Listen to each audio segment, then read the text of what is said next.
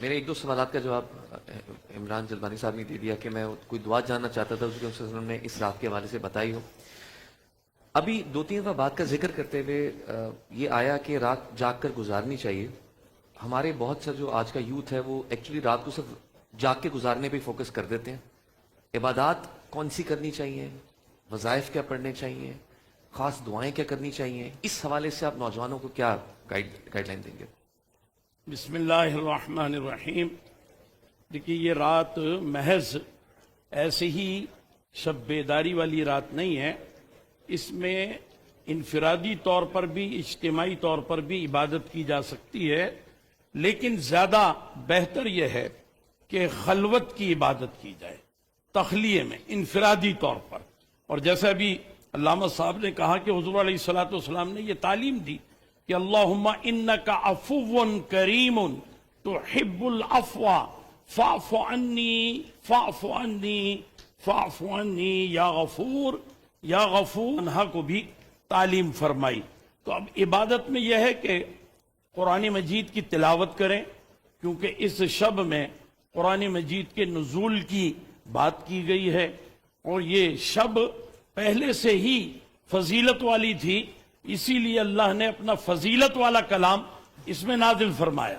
بخاری شریف کی وہ حدیث شریف جو کہ وحی کے نزول کی کیفیت کے باب میں شامل ہے کہ پیارے آقا علیہ الصلوۃ والسلام نے حضرت عبداللہ ابن عباس رضی اللہ تعالیٰ عنہ سے فرمایا کہ میرے دل میں اللہ کی محبت کی نباتات میرے دل میں اگنے لگی, تو میں یہ چاہنے لگا کہ تخلیے میں اللہ سے باتیں کروں. تو پھر میں نے جبل نور پر جا کر غار ہیرا میں اللہ سے ہم کلام ہونے کے لیے وہاں پر قیام کیا, گویا وہاں اعتکاف کیا. تو حضور علیہ الصلوۃ والسلام نے رمضان ہی میں اس رات کا انتخاب کیا تھا, تو سرکار کی وجہ سے اللہ تعالیٰ نے اس رات کی فضیلت کو جانتے ہوئے قرآن مجید کو نازل فرمایا. تو اس طور پر قرآن کی تلاوت یہ کثرت کے ساتھ ہونی چاہیے. اور قرآن مجید کی دیکھیے بہت سی چھوٹی صورتیں اگر مسلسل پڑھی جائیں تو وہ یاد بھی ہو سکتی ہیں. اس شب میں اور خاص طور پر یہ تمام 5 طاق راتوں میں اگر کچھ سیکھنا یا سکھانا چاہیں تو ہم اپنے بچوں کو سکھا سکتے ہیں. میرے پاس جو مساجد میں معتکفین کی تربیت کے معاملات ہوتے ہیں, آپ یقین جانیں ہم ان 5 راتوں میں ان کو میت کو غسل کا طریقہ سکھا دیتے ہیں, نماز جنازہ سکھا دیتے ہیں, تاکہ اگر اپنا یعنی کوئی باپ ماموں چچا انتقال کر جائیں تو خود انہیں غسل دینے کی کوشش کریں, کسی غسال کو کرائے پر باہر سے نہ بلائیں. تو یہ سارا اہتمام ہو سکتا ہے. کفن کیسے دینا ہے یہ سکھا دیا جائے, درود شریف مختلف پڑھنے کی تلقین ہو اور اسے یاد کرنے کی کوشش ہو, اور اپنے نماز اور عبادت کے جتنے معاملات ہیں اس کو درست کر لیا جائے کہ رکوع اور سجود میں کہیں کوئی غلطی تو نہیں ہو رہی ہے. وہ ایک دوسرے کے ساتھ اگر مدد لے لیں اور رہنمائی لے لیں تو یہ بڑا اچھا سلسلہ ہو سکتا ہے. بہت اچھی بات کہی. میں ایک سوال ابھی میرے ذہن میں علامہ صاحب سے ہے کہ ابھی ہم نے کہا کہ انفرادی عبادت میں بھی فوکس ہوتا ہے, لیکن آپ دیکھیں گے ہمارے یہاں طاق راتیں بھی باقی کچھ طاق راتیں باقی ہیں ابھی اسی عشرے کے اندر. بہت سے لوگ اس میں عبادت کرنے کی کوشش کریں گے, اللہ کی رحمت سمیٹنے کی کوشش کریں گے. اس کے حوالے سے آپ لوگوں کو کیا نصیحت کریں گے کہ اگلی طاق راتوں میں کیا کریں, اور انفرادی اور اجتماعی عبادات میں کیا فرق ہے؟ کیونکہ ہمارے یہاں مسجدوں میں بہت رش بھی لگ جاتا ہے. انفرادی اجتماعی ان میں سے کون سی عبادت بہتر ہے, اور اگلی طاق راتوں میں کن عبادات پہ فوکس کریں؟ اور وقت کم ہے اس لیے مختصر جواب. دیکھیے اصل بات تو یہ ہے کہ انسان ان راتوں میں اللہ تبارک و تعالیٰ کی بارگاہ میں یکسوئی اختیار کرے. اصل جو ہدف ہے وہ یہ ہے, اصل ہدف یہ ہے کہ انسان اللہ سے جڑ جائے. اصل ہدف یہ ہے کہ انسان اپنے دل کی دنیا کو اللہ کے سامنے پیش کر سکے, اور اس کے اور اللہ کے درمیان اس کی خواہشات, دنیا کی طلب, باقی تمام چیزیں رکاوٹ نہ بنے جو عام طور پر زندگی میں بنتی ہیں. انسان جب رات کو تھک کر گھر آتا ہے تو سارے دن کی پریشانیاں اس کے دماغ میں ہوتی ہیں. اگر اس کو چند لمحے مل جائیں جہاں پر وہ ان تمام پریشانیوں سے ہٹ کر اللہ سے گفتگو کر سکے اور ہم کلام ہو سکے تو اس کے سارے دن کی ساری پریشانیاں ختم ہو جاتی ہیں. شب قدر اسی لیے ہے, یہ راتیں اسی لیے ہے کہ انسان تنہائی میں اللہ کی بارگاہ میں حاضر ہو کر دعا کر سکے اور اللہ سے مناجات کر سکے، اللہ سے ہم کلام ہو سکے۔ اب بعض لوگوں کو دعا کرنے کا طریقہ نہیں آتا، جب طریقہ نہیں آتا تو وہ پھر دیکھتے ہیں کہ ہم کون سا ورد پڑھیں، کون سا وظیفہ پڑھیں۔ اب وظیفہ عربی میں ہے اور اس کو اس عربی وظیفے کا معنی نہیں پتا، وہ پڑھ رہا ہے۔ اگر وہ پڑھ رہا ہے تو اس کا ثواب اپنی جگہ، لیکن وہ جو تاثیر ہے وہ تو نہیں ہو رہی۔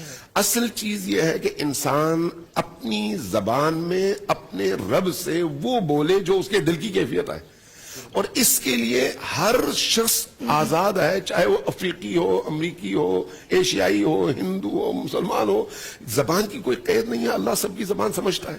اس لیے اگر وہ عربی سمجھتا ہے تو عربی عبارات، ورنہ اس کو چاہیے کہ وہ اپنی زبان میں اللہ سے ہم کلام ہو۔ خوبصورت بات۔ اور ناظرین، ابھی اس عشرے کی کچھ طاق راتیں باقی ہیں، ہماری کوشش ہونی چاہیے کہ ان طاق راتوں سے ہم مستفید ہو سکیں اور ہم شب قدر کو پالیں ان راتوں میں۔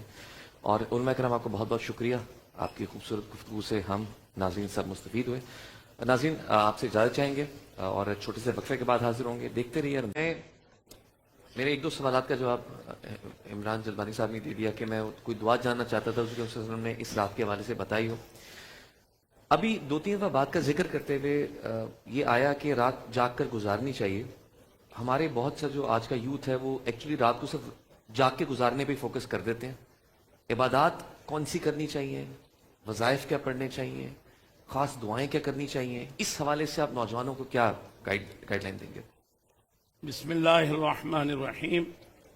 دیکھیے یہ رات محض ایسے ہی شب بیداری والی رات نہیں ہے، اس میں انفرادی طور پر بھی اجتماعی طور پر بھی عبادت کی جا سکتی ہے، لیکن زیادہ بہتر یہ ہے کہ خلوت کی عبادت کی جائے، تخلیے میں، انفرادی طور پر۔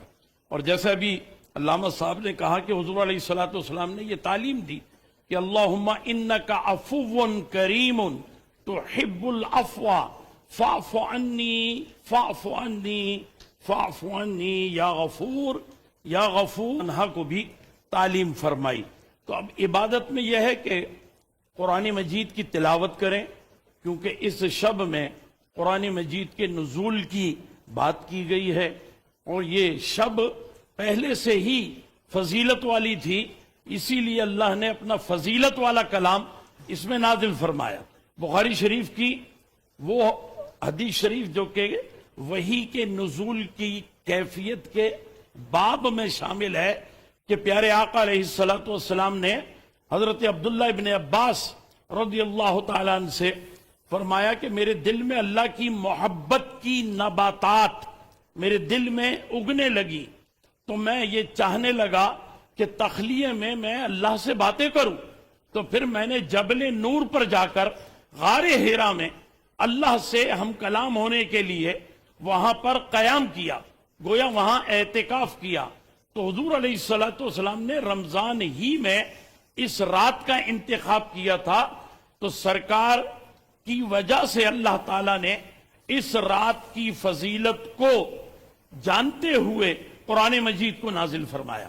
تو اس طور پر قرآن کی تلاوت یہ کثرت کے ساتھ ہونی چاہیے، اور قرآن مجید کی دیکھیے بہت سی چھوٹی صورتیں اگر مسلسل پڑھی جائیں تو وہ یاد بھی ہو سکتی ہیں۔ اس شب میں اور خاص طور پر یہ تمام پانچوں طاق راتوں میں اگر کچھ سیکھنا یا سکھانا چاہیں تو ہم اپنے بچوں کو سکھا سکتے ہیں۔ میرے پاس جو مساجد میں معتکفین کی تربیت کے معاملات ہوتے ہیں، آپ یقین جانیں ہم ان پانچوں راتوں میں ان کو میت کو غسل کا طریقہ سکھا دیتے ہیں، نماز جنازہ سکھا دیتے ہیں، تاکہ اگر اپنا یعنی کوئی باپ، ماموں، چچا انتقال کر جائیں تو خود انہیں غسل دینے کی کوشش کریں، کسی غسال کو کرائے پر باہر سے نہ بلائیں۔ تو یہ سارا اہتمام ہو سکتا ہے، کفن کیسے دینا ہے یہ سکھا دیا جائے، درود شریف مختلف پڑھنے کی تلقین ہو اور اسے یاد کرنے کی کوشش ہو، اور اپنے نماز اور عبادت کے جتنے معاملات ہیں اس کو درست کر لیا جائے کہ رکوع اور سجود میں کہیں کوئی غلطی تو نہیں ہو رہی ہے۔ وہ ایک دوسرے کے ساتھ اگر مدد لے لیں اور رہنمائی لے لیں تو یہ بڑا اچھا سلسلہ ہو سکتا ہے. بہت اچھی بات کہی. میں ایک سوال ابھی میرے ذہن میں علامہ صاحب سے ہے کہ ابھی انہوں نے کہا کہ انفرادی عبادت میں بھی فوکس ہوتا ہے، لیکن آپ دیکھیں گے ہمارے یہاں طاق راتیں بھی باقی کچھ طاق راتیں باقی ہیں ابھی اسی عشرے کے اندر. بہت سے لوگ اس میں عبادت کرنے کی کوشش کریں گے، اللہ کی رحمت سمیٹنے کی کوشش کریں گے. اس کے حوالے سے آپ لوگوں کو کیا نصیحت کریں گے کہ اگلی طاق راتوں میں کیا کریں، اور انفرادی اور اجتماعی عبادات میں کیا فرق ہے؟ کیونکہ ہمارے یہاں مسجدوں میں بہت رش بھی لگ جاتا ہے. انفرادی اجتماعی ان میں سے کون سی عبادت بہتر ہے، اور اگلی طاق راتوں میں کن عبادات پہ فوکس کریں؟ اور وقت کم ہے اس لیے مختصر جواب. دیکھیے اصل بات تو یہ ہے کہ انسان ان راتوں میں اللہ تبارک و تعالیٰ کی بارگاہ میں یکسوئی اختیار کرے. اصل جو ہدف ہے وہ یہ ہے. اصل ہدف یہ ہے کہ انسان اللہ سے جڑ جائے. اصل ہدف یہ ہے کہ انسان اپنے دل کی دنیا کو اللہ کے سامنے پیش کر سکے، اور اس کے اور اللہ کے درمیان اس کی خواہشات، دنیا کی طلب، باقی تمام چیزیں رکاوٹ نہ بنے جو عام طور پر زندگی میں بنتی ہیں. انسان جب رات کو تھک کر گھر آتا ہے تو سارے دن کی پریشانیاں اس کے دماغ میں ہوتی ہیں. اگر اس کو چند لمحے مل جائیں جہاں پر وہ ان تمام پریشانیوں سے ہٹ کر اللہ سے گفتگو کر سکے اور ہم کلام ہو سکے، تو اس کے سارے دن کی ساری پریشانیاں ختم ہو جاتی ہیں. شب قدر اسی لیے ہے، یہ راتیں اسی لیے ہے کہ انسان تنہائی میں اللہ کی بارگاہ میں حاضر ہو کر دعا کر سکے اور اللہ سے مناجات کر سکے، اللہ سے ہم کلام ہو سکے.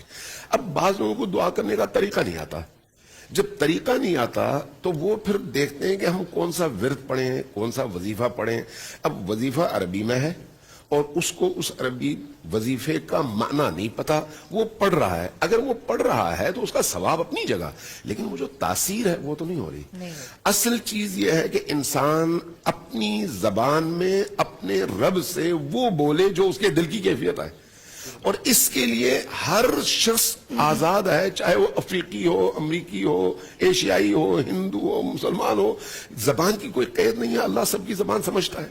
اس لیے اگر وہ عربی سمجھتا ہے تو عربی عبارات، ورنہ اس کو چاہیے کہ وہ اپنی زبان میں اللہ سے ہم کلام ہو. خوبصورت بات. اور ناظرین، ابھی اس عشرے کی کچھ طاق راتیں باقی ہیں.